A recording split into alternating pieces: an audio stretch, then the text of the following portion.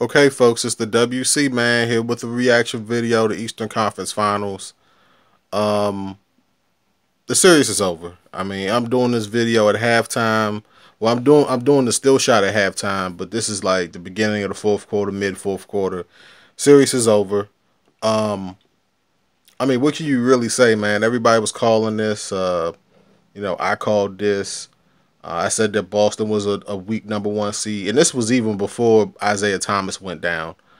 Um, that this was inevitable, that this was going to happen. But the shame in this is that Boston didn't put up enough of a fight. That's the shame in this, and that what else could you be doing on a Thursday night? Hey, you could be going on a date to Applebee's, or maybe you could be going to see a movie.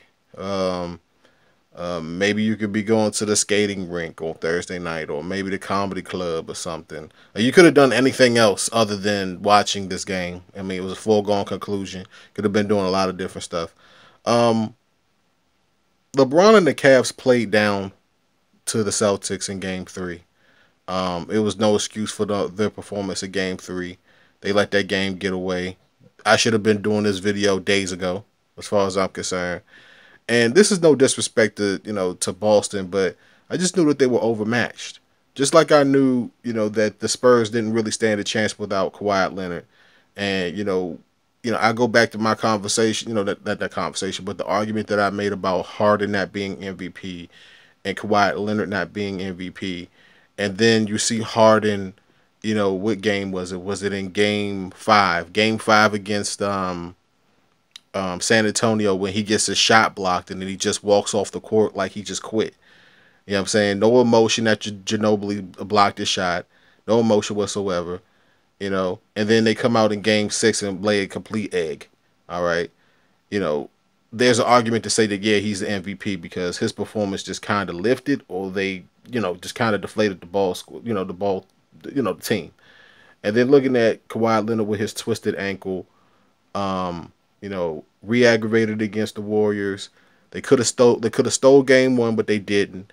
And then after that, it was over. So you can make an argument for both of those guys being MVP, because without them performing at their maximum level, both of their teams just kind of floundered.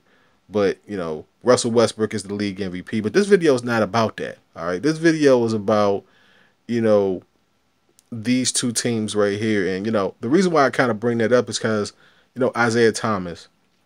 We're talking about Isaiah Thomas got hurt, Game 6 against the Wizards, carried over into Game 7. And then, by the time Game 1 and 2 came around, it was just insult to injury. Like, this guy just wasn't at his maximum speed.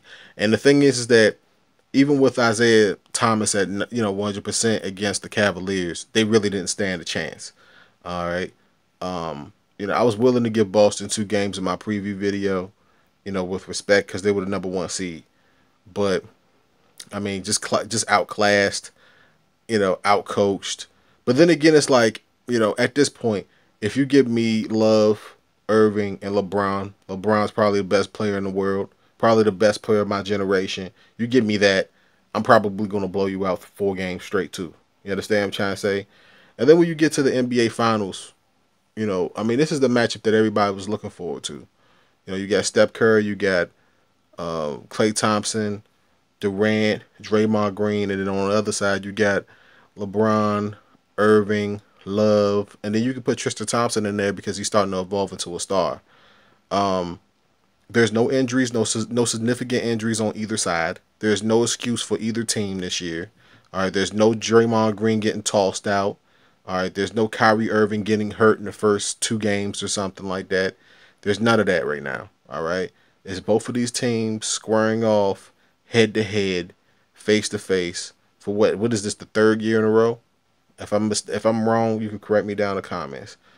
But this is an even matchup, man. I mean, the coaching, like, is there really coaching in a series like this? Maybe on a final play, but everything else is athleticism.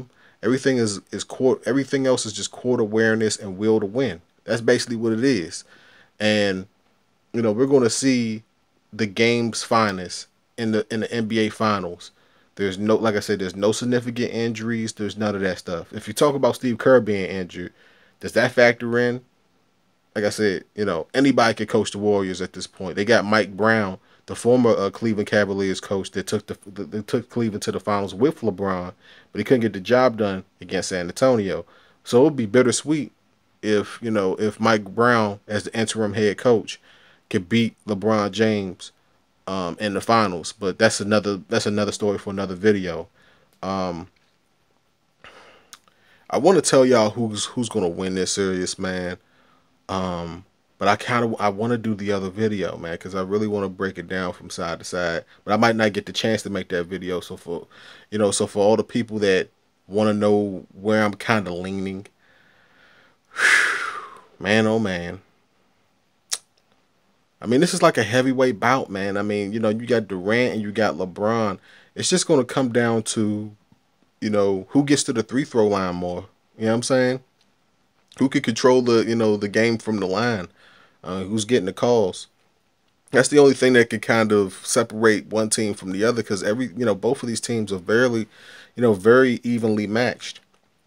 So I would say the easiest answer to who's going to win this series is who wins at the free throw line, who's getting to the line, and who is cashing in at the free throw line, man. I mean, all these guys they kind of trade off on each other, man. They trade off. Draymond Green and Tristan Thompson, they're basically the same guy. The only difference is that Draymond Green can shoot it. He's got a jumper. I mean, there's really no difference between the two guys. You look at LeBron, you look at Durant. Body size is, body shape is kind of the same. Durant's a little bit more lengthy, and LeBron's a little bit more muscular. But both of these guys are problems going to the hole. And then you got Curry and you got Irving. Both of these guys handles, and both of these guys' shots are very pure. It's just wet, wet stuff, man, smooth stuff. And then you got Tristan Thompson, not Tristan Thompson, but you got Thompson over there, Klay Thompson. But he's been quiet this playoffs. When you really think about it, Klay Thompson has been real quiet this playoffs. You know what I'm saying? You got Thompson and you got Love, and Love has got that quiet demeanor. So both of these teams they trade off on each other very, very well.